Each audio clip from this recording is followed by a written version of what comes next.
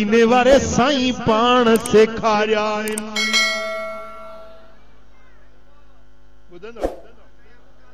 जी।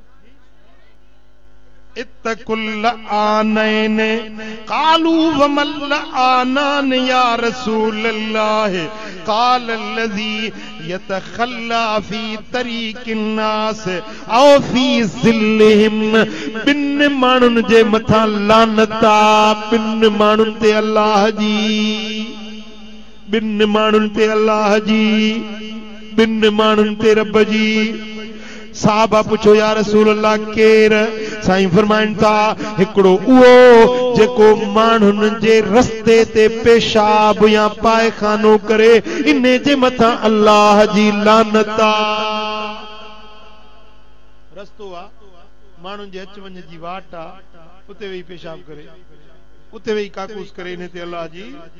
बियो साईं फरमाइन था मानुन जे पाछूले वारन जायुन जे हेठा जेको पायखानो करे, उन्हे ते भी अल्लाह जी लानता।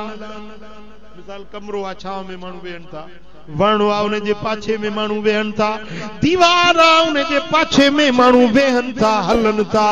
को बूटो आ झंग में या रस्ते जे पासे में वण बीठो आ, मुसाफिर वाटड़ू उन वण जी छाव में वेहन था। बकरियूं ठिकरियूं मंझन जो धनार पवार उन वण जे हेठों अचे वेहन था। जेको इन वण जे हेठों पेशाब या पायखानो करे, इन मानू जे मथा मदीने वारे साईं फरमायो था अल्लाह जी। गाल समझ में अचे थी?